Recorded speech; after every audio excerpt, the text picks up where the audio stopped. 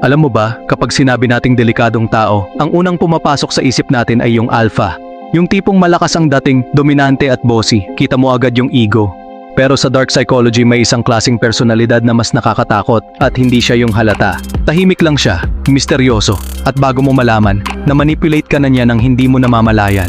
Yung alpha kasi parang bagyo, naririnig mo, nakikita mo, kaya nakakapaghanda ka. Pero yung sigma, para siyang laso na walang amoy at walang lasa. Hindi mo alam na pumapasok na pala siya sa sistema mo. Sa video na ito, gagamitin natin ang lens ng dark psychology para i-profile silang dalawa at ikumpara kung paano sila mag-isip. Malalaman mo kung sino sa kanila ang mas mapanganib sa relasyon, sa trabaho, o kahit sa sarili mong pag-iisip. Manatili ka lang dahil pagkatapos nito, hindi mo na sila titingnan sa parehong paraan. Tara na, simulan na natin. Bago tayo magpatuloy, bigyan muna natin ng isang special shoutout kay Gerson Prest, ang ating first commenter sa last video. Maraming salamat sa iyong suporta at sa pagtambay.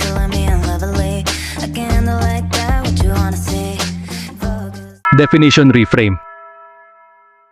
Karamihan kasi sa atin, kapag narinig ang salitang alpha, ang agad na pumapasok sa isip, malakas, agresibo, delikado. Parang siya na agad yung halimaw. Pero sa kabilang banda, yung sigma naman, ang tingin natin tahimik na lone wolf, misteryoso, malalim, at kadalasan siya pa yung hinahangaan. Ito yung karaniwang kwento sa internet, pero baliktarin natin. Dahil sa dark psychology, iba ang totoong profile nila. May dalawang klase ng panganib kasi sa mundo ng manipulation, yung overt at yung covert. Yung overt, harapan, gaya ng alpha na kitang-kita mo ang galaw. Yung covert, patago, gaya ng sigma na hindi mo mahuhuli. Ngayon sa psychology, ang panganib na hindi mo nakikita ang mas nakakatakot kasi wala kang natural na depensa. Yung alpha, parang malakas na bagyo, nararamdaman mo bago pa dumating kaya may oras kang tumakbo o magtago. Pero yung sigma, lason siya na walang amoy at walang lasa. Bago mo malaman, nasa sistema mo na pala siya. At dito papasok ang tinatawag ng mga psychologist na dark triad, tatlong maitim na katangian, narcissism, Machiavellianism, at psychopathy. Ang alpha madalas mataas sa narcissism, kita mo agad ang pagmamataas. Ang sigma, posibleng mataas sa Machiavellianism, yung tahimik na pagplano, at sa psychopathy, yung kawalan ng tunay na emosyon. Kaya ang tanong ngayon, kanino ka mas vulnerable? Sa bagyong naririnig mo, o sa lason na hindi mo alam na iniinom mo na pala? Yan ang susuriin natin sa susunod na bahagi, yung totoong playbook nila. The Alpha Threat, Overt Dominance. Simulan natin sa alpha, ang halimaw na kitang-kita mo. Siya yung tipong pagpasok pa lang ng kwarto, alam mo agad na nandyan siya. Malakas ang dating, dominante, laging sentro ng atensyon. Ang playbook niya simple lang, intimidation at charisma. Gagamitin niya ang tapang ng boses, laki ng katawan, o posisyon niya para mapasunod ka. Sa relasyon, maririnig mo sa kanya ang mga linyang ako ang lalaki dito, ako ang bahala, ako ang masusunod. Sa trabaho naman, sisiguraduhin niyang siya ang bida sa lahat ng meeting. Overt manipulation ang tawag dito, harap-harapang kontrol. Gumagamit din siya ng love bombing na sobra-sobra sa una, susunduin ka araw-araw. Sasabihing ikaw ang pinakamagandang nakilala niya, pero may kapalit yan.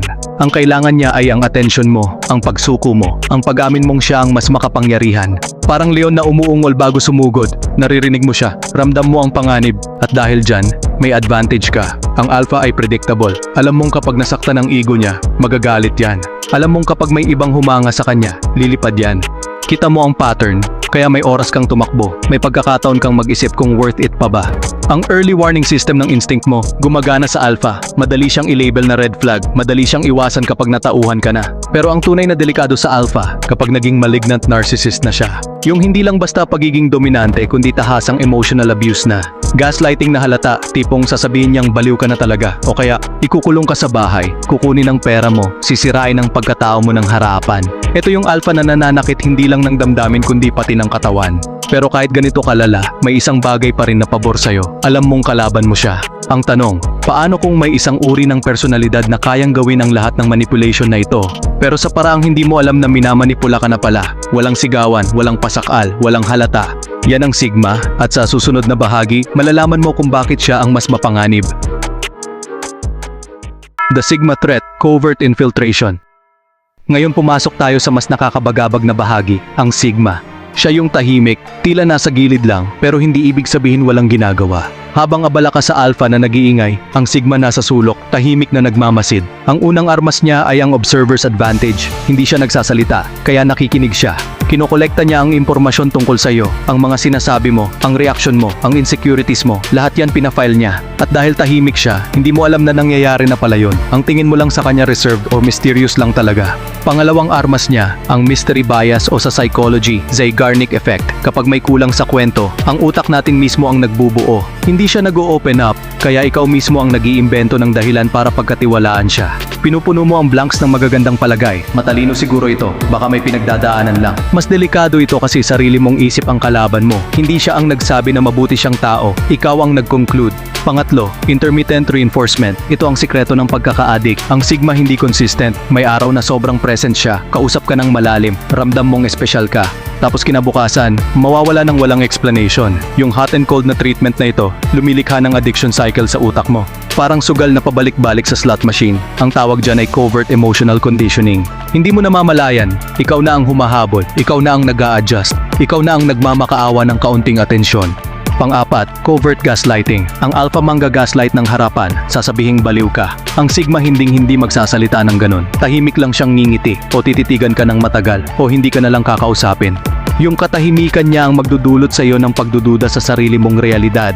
At ang pinakamapanganib sa lahat, ang anti-hero charm. Ang sigma kasi nababalot siya ng misunderstood genius archetype. Yung imahe ng taong malalim, nasaktan ng mundo, kaya gusto mo siyang protektahan. Ito ang halo effect in reverse. Dahil sa mysterious aura niya, binibigyan mo siya ng dahilan. Kahit anong red flag, sasabihin mo sa sarili mo, hindi niya lang alam kung paano magmahal, o ako lang ang nakakaintindi sa kanya. Ikaw na mismo ang tagapagtanggol niya laban sa sarili mong duda. Sa relasyon, ito ang lalaking hinding-hindi mo mahuhuli. Technically, wala siyang ginawang masama. Hindi kanya sinaktan ng salita, hindi kanya sinigawan, hindi kanya pinigilan. Pero paglingon mo, ubos ka na. Sa dark psychology, ang profile ng sigma na may dark side ay perpektong covert narcissist at Machiavellian. Mahirap patunayan ang ginagawa niya kasi walang bakas. Ang alpha sinisira ang confidence mo, pero ang sigma dahan-dahang binubura ang sense of reality mo. Sa susunod na bahagi, ikukumpara natin sila ng magkatabi para makita mo kung sino talaga ang mas delikado. Side-by-side psychological comparison. Ngayon pagtabihin natin sila para makita mo ang pagkakaiba. Ang alpha kasi sa loob ng ilang minuto pa lang, mahahalata mo na agad.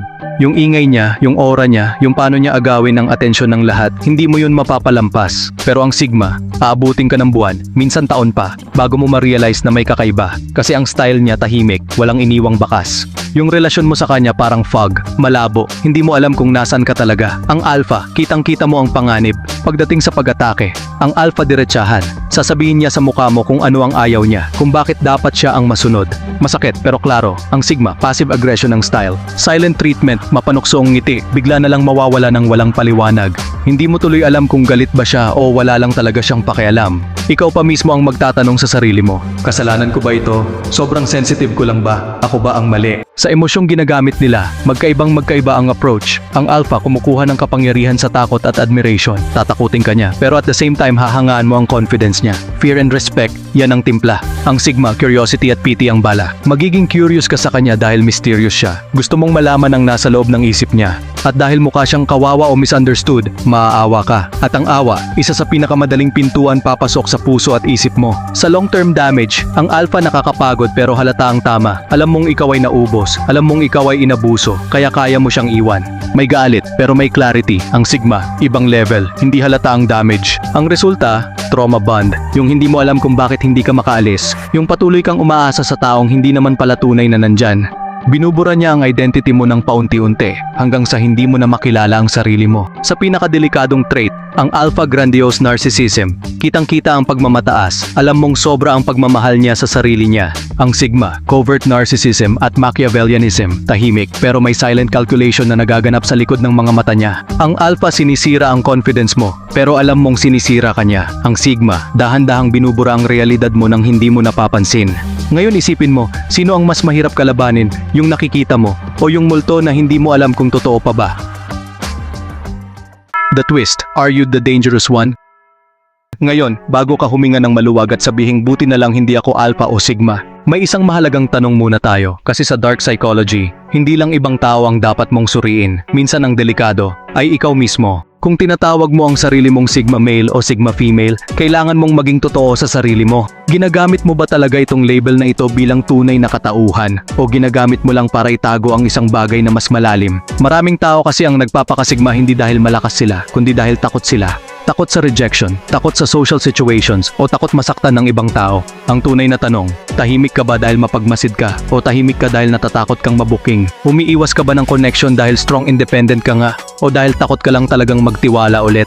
Ito yung tinatawag na Sigma mask bilang coping mechanism imbes na totoong independence. Emotional unavailability lang pala. At delikado ito kasi niloloko mo ang sarili mo. Ang Sigma identity na naka-costume ng strength, posibleng tinatago lang ang isang sugat na hindi pa naghihiilom. Yung pagiging lone wolf, baka hindi dahil pinili mo, kundi dahil hindi ka marunong humingi ng tulong. Yung mystery aura, baka hindi dahil malalim ka, kundi dahil hindi mo lang alam kung paano maging totoo nang hindi natatakot. Ito ang self-improvement side ng video na ito, dahil ang tunay na kapangyarihan ay hindi ang manipulation. Ang tunay na kapangyarihan ay ang awareness at ang authentic connection. Kung may naramdaman kang kirot habang pinapakinggan mo ito, hindi pa huli. Hindi mo kailangan maging alpha o sigma, hindi mo kailangan ng mask. Maaari kang maging sarili mo lang, yung taong marunong makipag-connect ng hindi nananakit at ng hindi natatakot. Ngayon bago tayo magtapos, may hihilingin lang ako sa'yo at sana gawin mo. Ngayong alam mo na kung paano gumagana ang dark psychology sa likod ng alpha at sigma, ikaw na ang bahalang pumili. Alin sa dalawang panganib na ito ang naranasan mo na o baka pareho. I-comment mo sa ibaba, Alpha Survivor o Sigma Trap at ikwento mo ang experience mo. Gusto kong basahin ang kwento mo dahil sa sharing nag-uumpisa ang tunay na healing. Kung sa tingin mo ay may kaibigan kang kailangang marinig ito, yung nalilito sa tahimik na lalaki o babae sa buhay niya, i-share mo ito ngayon. Tandaan mo, hindi mo kailangan maging alpha o sigma para maging malakas. Ang totoong lakas, yung kilala mo ang sarili mo at hindi ka na maloloko ng mask ng iba.